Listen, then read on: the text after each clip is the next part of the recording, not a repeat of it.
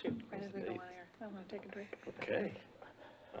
The September 16th, 2024 meeting of the Hayden Planning and Zoning Commission is now in session. Can we do roll call? You got it. Commissioner David Erickson, Present. Commissioner Joel Johnson, Here. Commissioner Keith Gibson, Vice Chair Mary Howard. Here. Commissioner Ben Prickett, and Chair Sean Taylor. Here. All right. Okay. I guess we need to do the pledge. Mary, you want to lead us? I would love to, thank you. I pledge allegiance to the flag of the United States of America and to the republic for which it stands, one nation, under God, indivisible, with liberty and justice for all.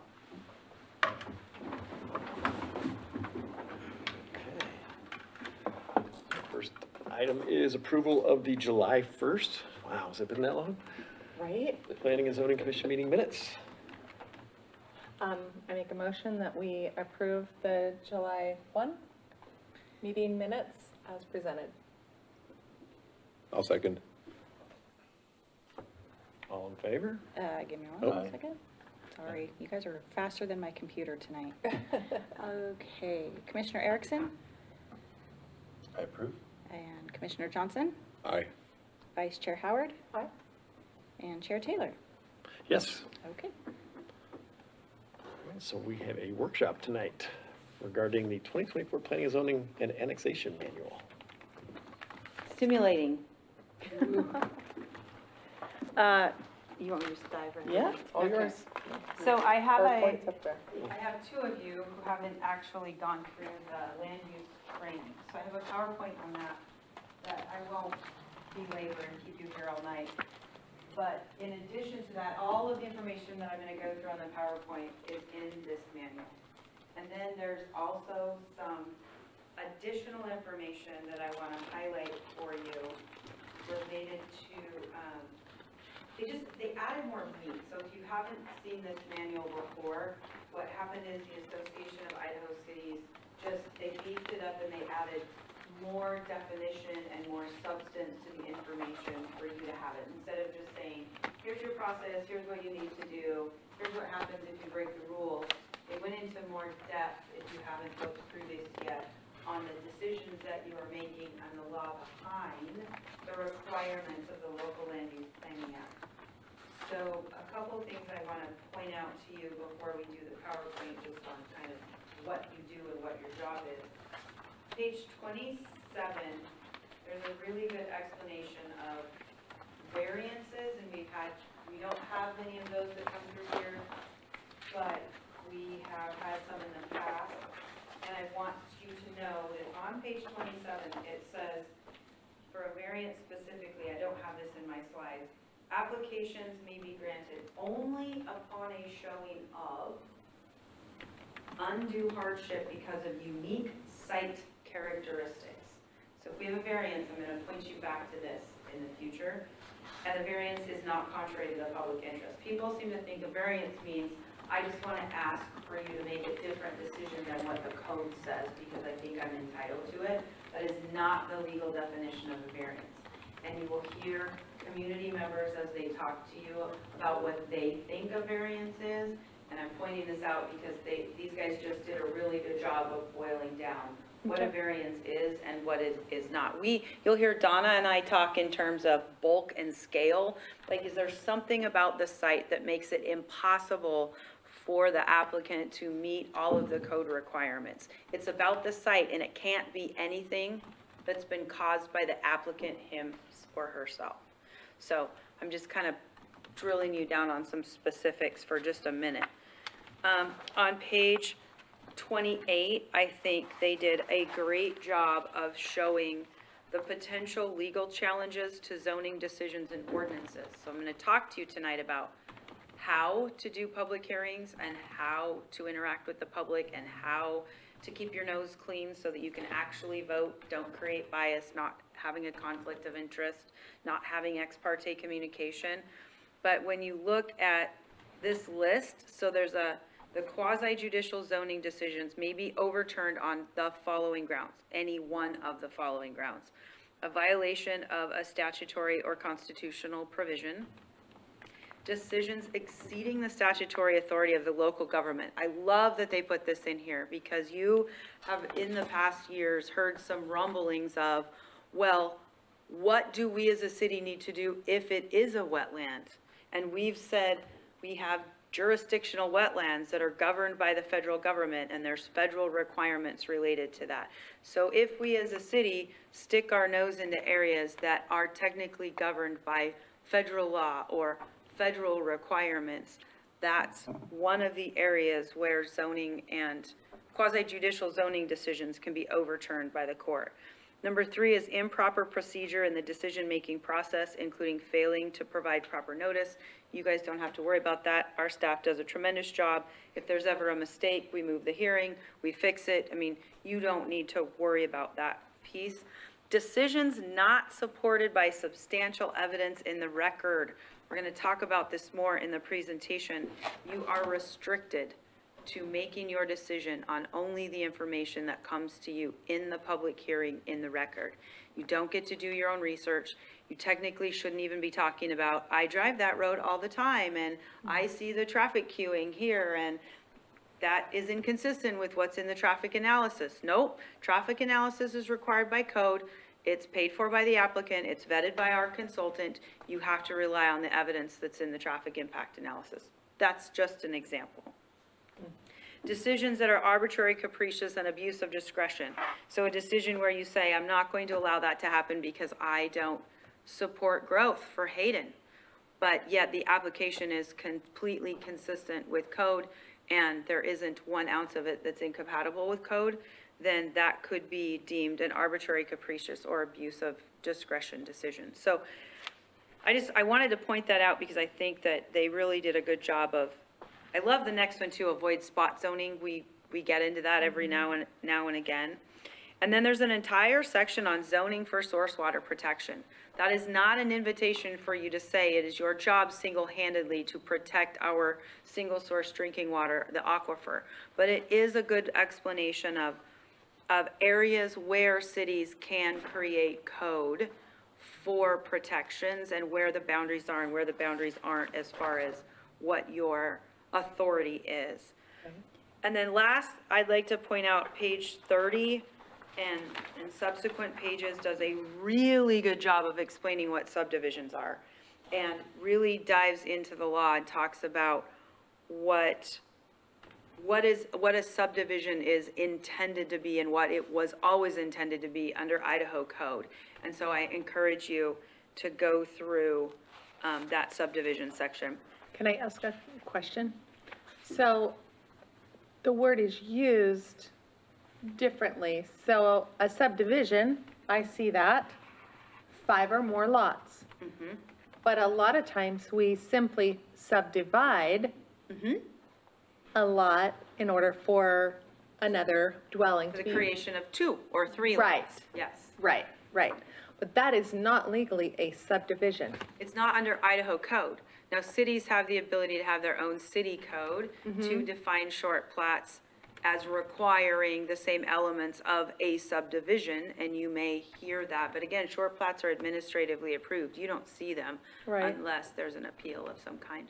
Okay. But, so the subdivisions that are coming to you are the subdivisions that meet the legal definition under So Idaho we have code. 2 parcels next to each other, and this landowner divides the property into 2, and this one divides it into 3. And for convenience for the fire department, they join that, then that becomes a subdivision. Once they have to put in roadway, yes. If they Okay. have to put in code-required roadway, it would no longer be an administrative approval and would come to you. Okay. Well, But, That's yeah, not but what necessary. if they came separate? They, if you They were read the legal separate. definition under Idaho code, once they're required to put in roadway, it's now defined as a subdivision, irrespective of the number of lots. okay, Our code, our Hayden city code, handles that differently than Idaho code without being inconsistent with Idaho code. okay. Is there one, we have like a minor subdivision that's just done administratively, is that correct? Oh, that's, yeah. Okay, okay. Does that well, answer your question? I'm sure I will have lots of questions after I dive in and mark up. Absolutely, and feel free to do that. And then ask any questions that you have. Anyways, and then there's an entire section on pages 37 and 38 about PUDs that's really helpful.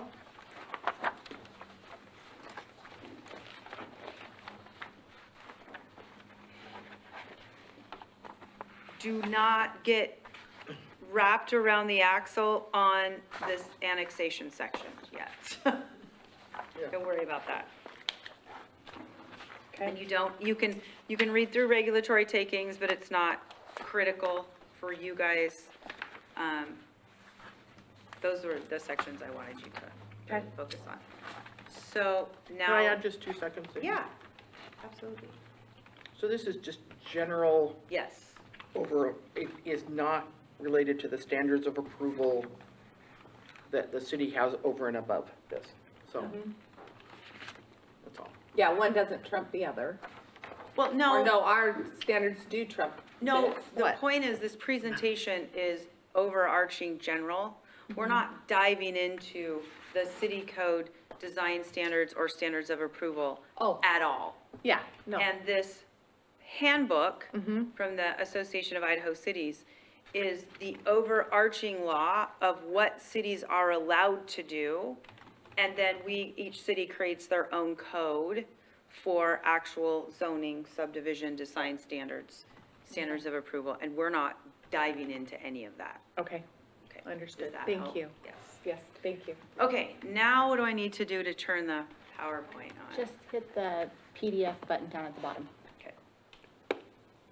The PDF, one over. This one? Yep. Ah, look at you. And then I can just space bar it? Maybe? Yes, we can. You got this. No, I can do it. You can. So roles and responsibilities for a planning and zoning commission. So you conduct legislative hearings. These are the different things we're going to talk about tonight. Those are code changes, comprehensive plan decisions. It's anything that doesn't have a specific applicant, a property owner applicant. So property owner applicants are your quasi judicial hearings. Those hearings have very special rules to protect the due process rights of your applicants. We're going to talk about hearing procedures, your deliberations, and then what happens after you deliberate and when there's a motion and what is the outcome. So those are the things we're going to talk about tonight. Your legislative hearings, as I indicated, matters of general concern, code amendments, comprehensive plan, open-ended comments, that's just like if you're adding commentary to your code, some of your, what are those called? Your like matrices that you have in your code. The subject of the hearing must be roughly prepared at the time notice is published. It's an open format for the hearing. And the closing of the hearing, this is the key thing. The closing of a legislative hearing does not affect a person's individual rights. Does that make sense to all of you? Oh, good. I see nodding. That's a good start. So if a legislative hearing is more, could I simplify it by saying city-driven? It's not always city-driven. Okay. Because you can have an applicant who petitions the city to amend the comprehensive plan. That is a matter of general concern that's not specific to their parcel. So Okay, it doesn't have to be city initiated, but it's of general concern and not specific to their personal property rights. okay, understood. Okay. Quasi judicial hearings deal with specific rights of individuals. Due process is required. So due process is just a fancy legal term for the following statement, which is notice and opportunity to be heard.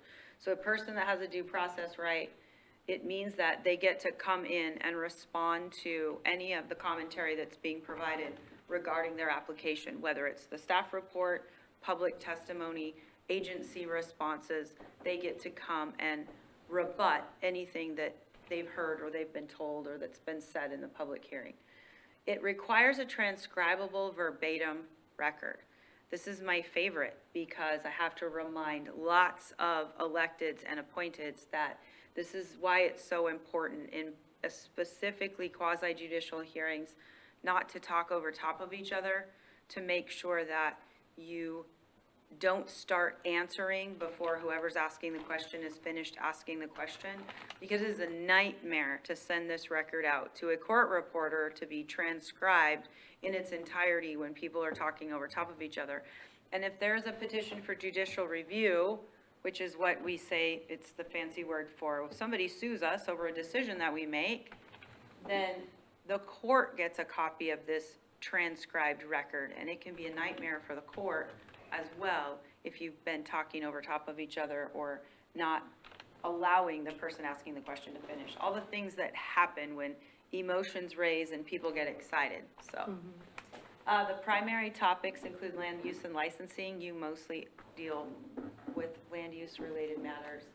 All comments come in during the hearing, no ex parte communication. So I've had council members in the past, and not necessarily in this city, but yes, where they went to the property to look at the property that was the subject of the application, ran into the landowner and had a long conversation.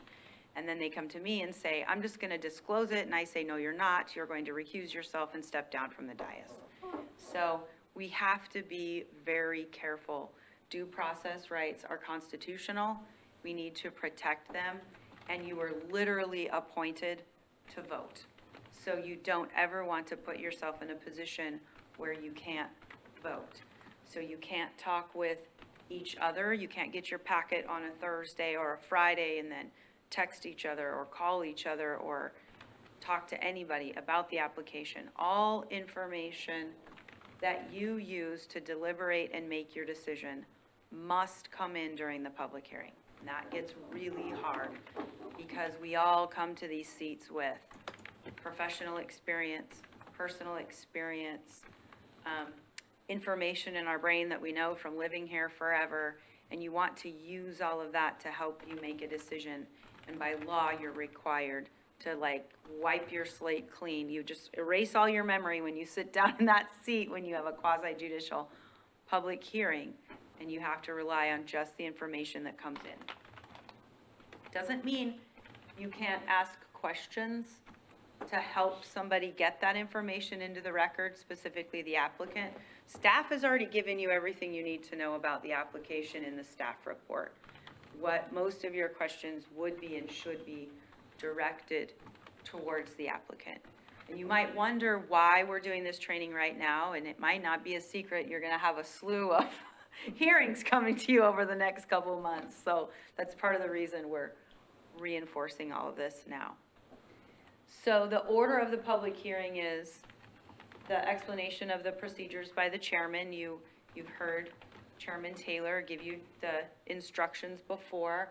The presentation, we do a brief introduction by staff first, just to kind of tell you what it's about, then the applicant, then the staff presentation, testimony from the public in the form of support, neutral, and opposed. The applicant can then rebut all the testimony they've heard. We close the hearing and initiate deliberations, at which point only questions can be asked of staff at that point. And then a reasoned decision is formed during your deliberations, and then you adopt a written decision at a later meeting. Donna does a tremendous job. You're very lucky of really pulling your findings out of your deliberations in reality, and then making sure that they're in the written decision that you adopt later. In reality, you should be formulating all of those findings on your own at the time of making your motion, or when you go down the line and in your deliberations and express how you feel this application is, compliant with code or is not, not consistent or is consistent with the comprehensive plan. Whatever your standards of approval are, depending on the application, you should be expressing during that deliberation period how that application meets code and is consistent with the comprehensive plan. So can I ask a question? So a couple of things on this slide. But let me ask about making that statement very clear as we deliberate and each of us give our thoughts. If I think that Jill has done an excellent job of outlining it, bullet point, Just say and I ditto. completely agree, that's okay? Yes. Okay, that was one. The other one, though, is that we typically ask more questions of our staff. So you're saying we're doing it backwards? I think you are. Donna can probably comment on that. You're going to ask questions of the staff if there are issues in the staff report that are unclear to you. Okay, You're going to ask questions of the applicant if there's clarity on the application that you need and what they're doing. But okay, that's because it's not Donna's job or any other staff member to have to be in the mind of the applicant to tell you what their thoughts are and what they're gonna do and what they're not. And I think that in the last year, staff has done a much better job of deferring you to the applicant and saying, you need to ask that question of the applicant. okay, But for the most part, your questions of staff are clarifying questions because they give you such a comprehensive staff report. okay. Thank you, that helps. So your job is to listen to the testimony, to read the staff report as soon as possible after you get it in its entirety, and reach out to staff before the meeting if you have any questions about the report. I want to park there for a minute because it doesn't mean that you won't ask the same questions during the public hearing of staff. What it gives staff an opportunity to do is have a more well-prepared answer to your questions so that the public hearing record is more complete. So you might get your answer when you call in ahead of time and ask your questions, but that's not saying that you can't ask those questions again in the public meeting or the public hearing, because it oftentimes is important for the public to know that you had questions, that you have questions that you'd like to have answers to so that the record's more complete. It might be a way to get information in the record that you think is important in helping you make a decision, and you want that information in the record. Because the information you get from staff outside of the meeting can't be used by you in your deliberations. So you want that information in the record. Is there a preferred method when we reach out to staff with questions, like always by email or phone call is easiest? Donna, what's your preference? Either? Yeah, Yeah, everybody knows that if you can't reach me by phone, to email me. yes. And if you just say, hey, can you call me back between these hours, I'll try really hard to make that happen. Got it, okay. Or if you want to set up a time to come in and meet, you can always call Shannon and she can look at my calendar and make that work. Okay. Whatever. Your job is to make, second, debate, vote on motions, you know that, you've done a lot of that. And to participate in reviewing and approving the written decision. It is important, I know it becomes very routine to have that written decision come back to you at the next meeting, and you may not all look at it, but you need to, because it is the foundation of that final answer that then there can be a request for reconsideration asked for or an appeal. And it really is important, and though Donna writes them and she listens to the audio of the meeting over and over to make sure it's correct, and I review them and probably Shannon reviews them, that's not saying that you might not remember it differently and want to have a conversation about what's in that written decision. So it is important to review those. The applicant's job is to come here and give you a summary of their application and the support for their request. They need to answer questions from you where applicable. Most of the time you have questions for them, as you should. You do need to keep your questions corralled to provide you answers that help you make decisions on the standards of approval and the elements that you're looking at. Okay. We don't necessarily need to be diving into the weeds of use on our property when it's a subdivision request. or preliminary plat? Does the carving up of this land meet our code? That's it, and the zoning, i.e. the code. So oftentimes I let you guys go quite a bit on asking questions that are, I'll just say, completely irrelevant. But we should be more disciplined to not do that. We need to be very careful. You need to be asking questions that help you make a decision on the actual standards of approval.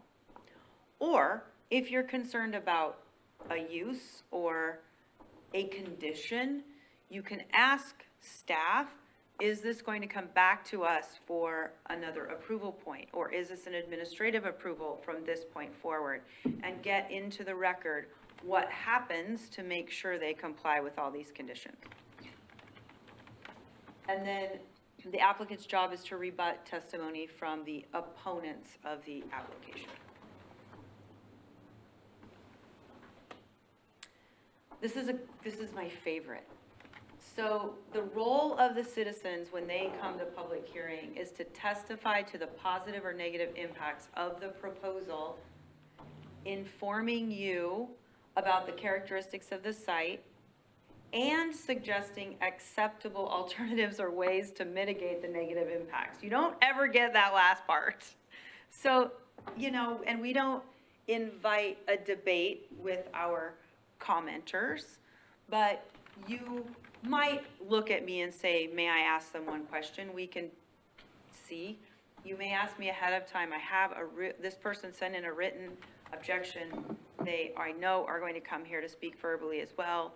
May I please ask them a question, and we can maybe figure out how to orchestrate that for you? Because your question might be, I hear your complaint, what's the solution? Most of our citizens that come and comment just don't understand that their job is to really talk about the positive and negative impacts about the characteristics of the site and to offer a solution. And you're going to see later in this presentation, Idaho code requires you, if you are going to deny an application, to tell the applicant what they need to do to be successful. So we'll get to that in a minute. Mm-hmm. So this is just sort of overview, how to organize the information when you start trying to deliberate. Think about the advocacy by the applicant. What did they advocate for? Really tie down objective facts. Where is this property located? How many lots are they looking to create? That's subdivision, for instance.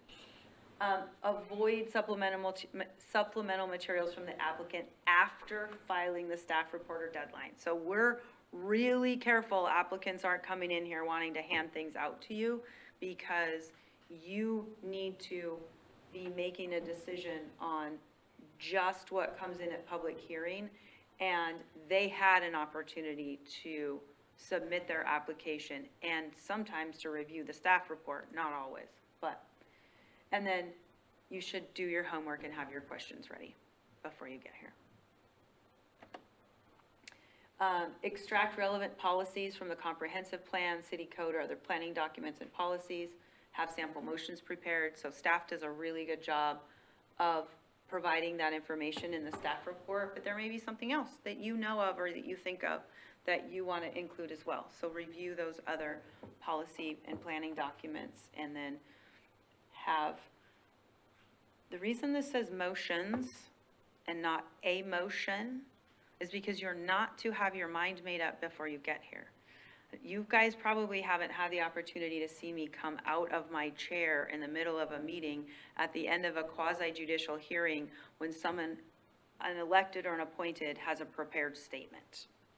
That means that they had their mind made up before they came here and weren't open to all of the evidence, or it can look that way. And it may not be true. Maybe they just are really wanting to be organized, but the perception is that they were not open-minded at the meeting. Mm-hmm. So we want to be very careful with that. So it says motions because you may want to prepare a motion to approve and a motion to deny.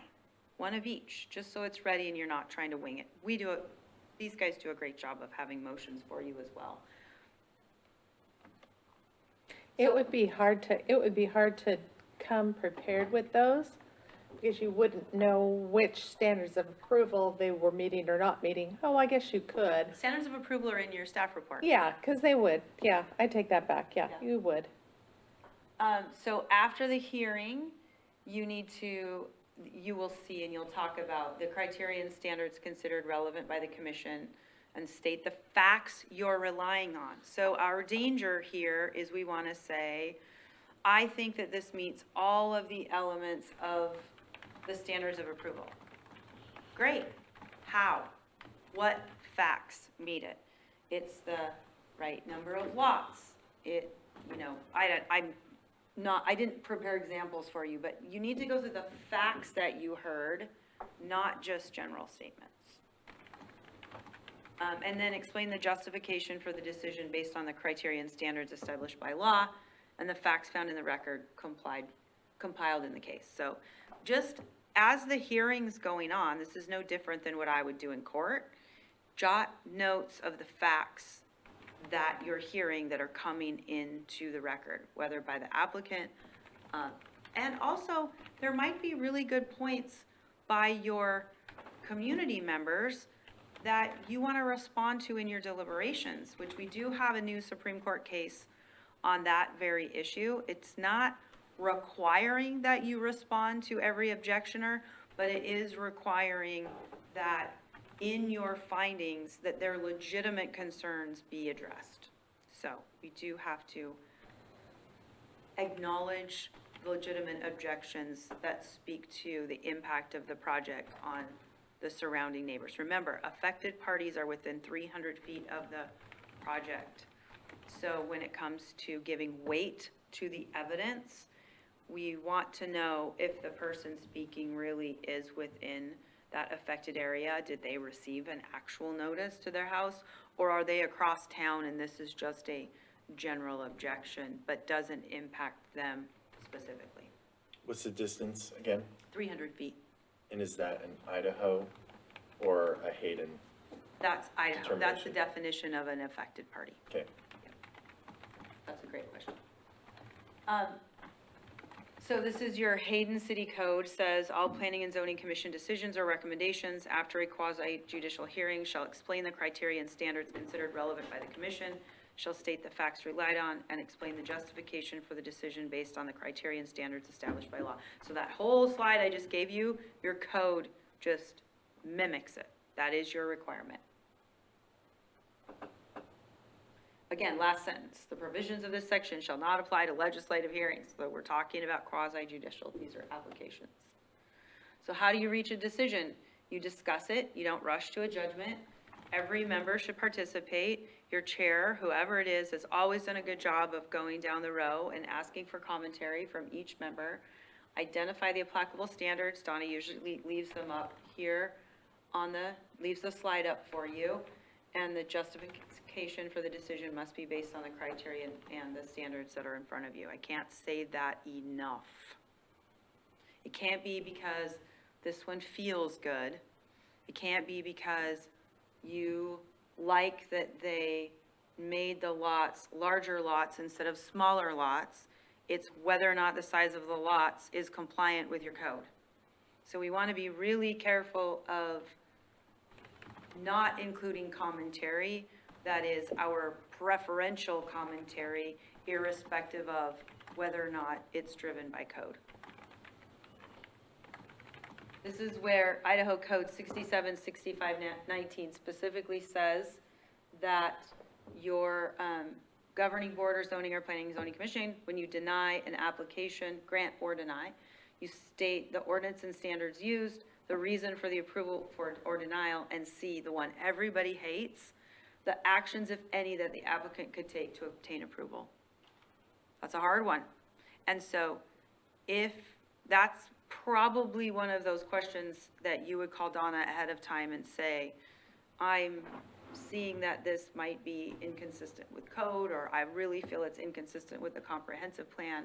I can't think of ways that this applicant might be able to obtain approval, and let her sort of brainstorm that with you. That's not ex parte at all? No, not with staff. Okay.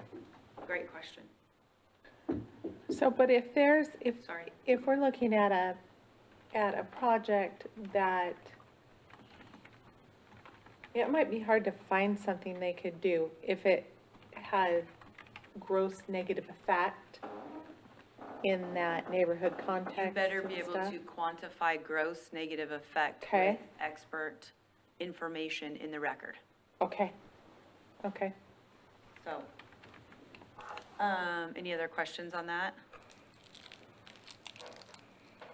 As the chair, do I have any additional requirements or no? Keep them in line.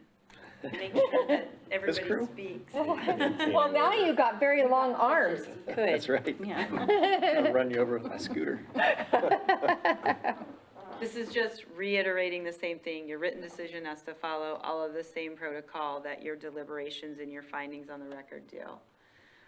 Every applicant has a right under Idaho code to seek reconsideration of a final decision. So for you guys, if it's a recommendation up to council, you're not gonna see a reconsideration here. It's gonna go to council for final decision, and then the reconsideration comes to council before the applicant has a right to file a petition for judicial review.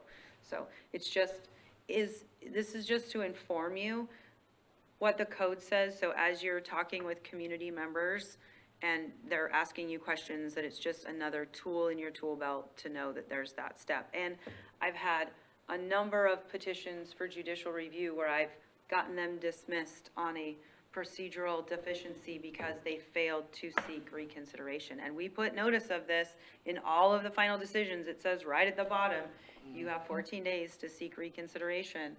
But if they fail to do it and go straight to court, then their entire petition gets dismissed. We would only see it again if they reapplied with different. We talked about due process a little bit at the beginning. So this is the constitutional requirement so that the applicant because the applicant has a right to a fair and impartial hearing. So they have a right to make sure that you decision makers don't have any conflicts of interest, you don't have any bias, and you haven't had ex parte communication. The bias piece is really interesting in our culture right now because of social media. And so they're across the state. We have developers who are savvy enough to know that they can bring a certain elected or appointed social media opinions in and ask to have that person recuse themselves for bias. They could ask based on an entire board's commentary during deliberations of how they're leaning towards certain decisions. They could ask that we recuse an entire board and that they get an impartial hearing examiner. That is allowed for in Idaho code.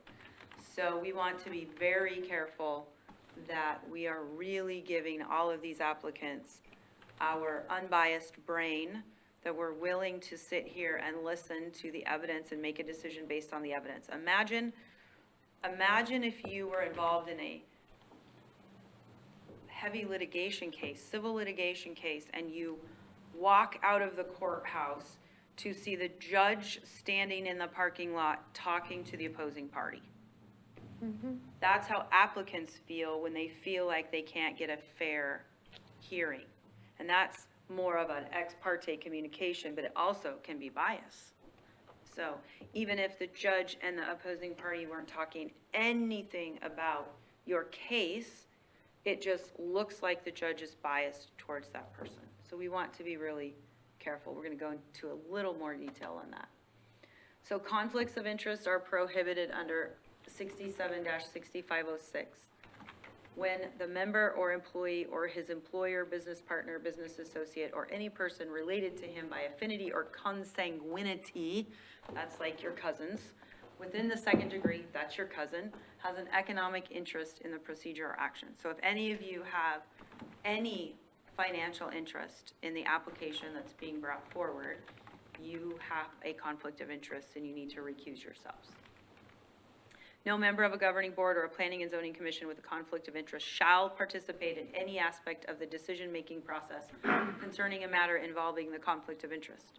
So shall is not may or should, it's shall. Like, you shall not participate in the decision-making process, which is why when somebody has a conflict of interest or they have to recuse themselves, you have to get up from the dais and you have to go to the back of the room, and then I will generally have coached you, don't be making faces or nodding your head or shaking your head or talking to the people around you, because that's still influencing the decision makers that are facing you. But the reason you have to leave the dais is so that your body language and your snorting and snotting and coughing and huffing doesn't influence the other decision makers on the decision at hand. Is the crux of that, an economic interest? The crux of that conflict of interest is. Got it. Now, there are perceived conflicts of interest that are not a direct financial benefit to you or a second-degree family member. And if you think there might be a perceived conflict, we'll talk, please call me. We'll work our way through it. Because what you might need to do is disclose that on the record. Tell the public that you've had a conversation with legal counsel and that we've determined it's not a legal conflict of interest, but that you understand it might be perceived and you have the ability to be unbiased and neutral. So I would give you a little script to help have a good, clean record on that. Yeah, because my question would be, it being a smaller community, Yes. that people know people, and so the conflict could be one of empathy or sympathy towards somebody that is closer in your circle. Yeah. That's not even tied to economic Correct. benefit. And you can say, we've had commission members and council members who've had to say, I am friends or neighbors with the applicant. I can be unbiased and neutral. I have no economic interest in this. I haven't had any ex parte communication since the application was filed. You would just disclose that on the record. Got it, okay. Bias, we talked about a little bit already, but really pre-hearing statements by a decision maker are fatal to the validity of the zoning determination or any land use decision. If the statements show that the decision maker, A, has made up his or her mind regarding the facts and will not listen to the evidence with an open mind. So I think you probably can all think of a series of public statements at any point that have been made that might be detrimental to any elected, I'm not just talking about in the city of Hayden, but you can read the newspaper and you can see where people have expressed their opinions ahead of time that could be a problem. Will not apply the existing law, so sometimes stubborn people are like, I don't like that law and I'm not going to apply it. Okay, great, well then you don't get to vote. Or has already made up his or her mind regarding the outcome of the hearing. That is where the pre-written statement, before the hearing ever happens, really becomes problematic. And it was Bonner County. This was the beauty of a case out of Bonner County is where this case law came I lived in Sandpoint then, I remember that one. from. You probably do. So what happens if Joel came in with his mind completely made up, and you could tell in his body language, and you could tell in the way he made his statements and that kind of stuff? Do we have any responsibility? Yeah, you can ask from the dais that he recuse himself and not be involved in the decision-making because you believe that he has, Because he came with a prepared statement and, hopefully you would see enough and hear enough before the meeting starts so we could address it ahead of time. But I have had this happen in the middle of public meetings where we're dealing with it right then. okay. Okay. So watch yourself, Joel. Those bus tires are. And as you can see, it's biased decision makers are barred from participating in the process. So it's really important. I mean, you are appointed to do a job, and it's just really important to make sure that we protect the process. The process has a purpose, and it works. And when it doesn't work anymore, we'll tweak it, but it works. And we have a constitutional obligation to protect these applicants. Ex parte communication, a quasi judicial officer must confine his or her decision to the record produced at the public hearing. We've talked about that a lot tonight. If you've had ex parte communication with the applicant or someone, an affected party or something along those lines, and you still believe you can be neutral and unbiased, we will go through a little exercise on the record where you disclose the ex parte communication that you've had. I will ask you, or you can just come out and say, it will not affect my ability to be unbiased, and I can be objective and neutral. And we've had that. We've had that, yep. And ex parte communications may prevent continued participation. So again, conflict of interest and bias, provable evidence-based bias, you're barred. Like, we can't rehabilitate you from that. We can rehabilitate ex parte communication if it happens. Any questions on that? Fonda, Yes. is there any time that the commissioners shouldn't be conversing with each other? They should never be conversing with each other. So, great question. The legal definition of a deliberation is any conversation that you have with each other, one or more, it doesn't require a quorum, that helps you come to your ultimate decision. So you should not be discussing, especially quasi-judicial only. You can talk about legislative decisions, but quasi-judicial, you should not have any conversations, and all of phone records, text messages, emails are all subject to public records requests. So none of you have been in the seat where the public records request has come in that says, I want every communication between Mary Howard and Sean Taylor via text, email, or phone call, or meeting from this date to this date. But some of your council members have, and those public records requests are not pleasant. So.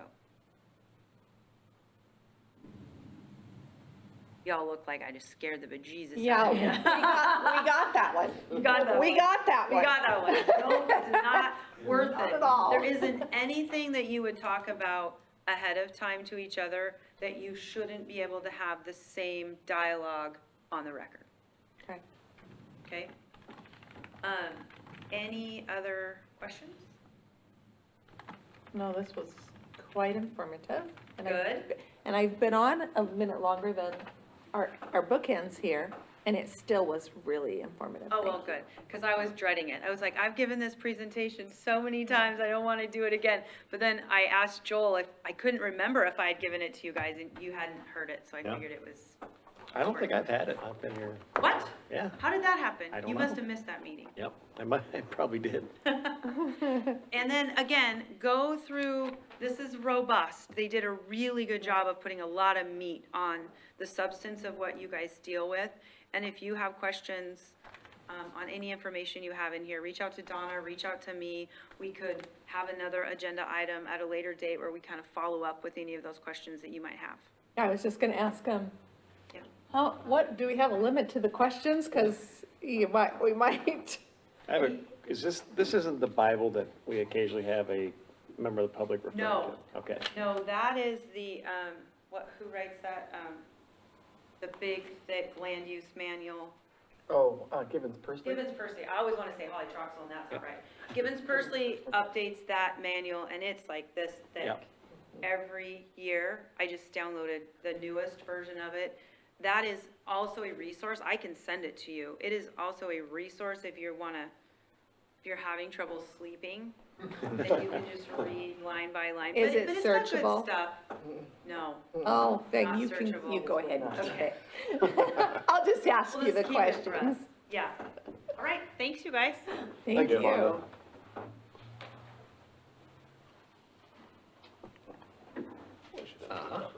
Donna, Yes, we have the reports. We have. So, we do have a rather robust calendar coming, probably starting the 21st of October. So from that calendar date on your planning and zoning calendars, just know that you need to be here. You will get to see, I will try to send out, like, after tonight's meeting, hopefully in the next 2 or 3 days, I'll send you out the staff review for the first public hearing. Maybe it'll be early next week. That'll be October 21st.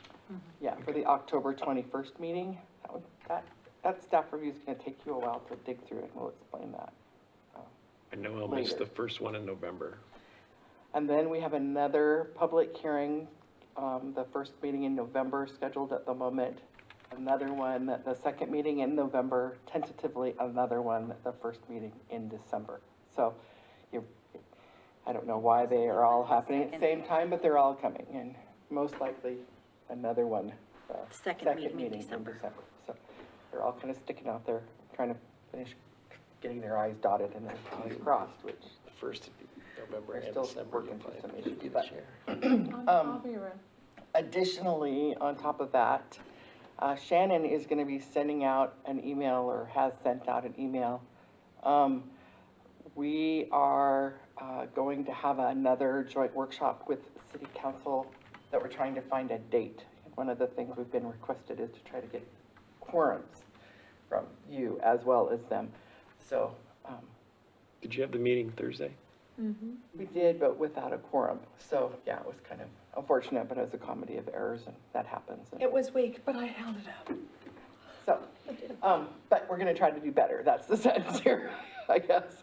So if we can't get it in the meeting. October that was 16th. October 16th Yeah, date. it's a Wednesday. From both you and the city council, then it'll get moved to November.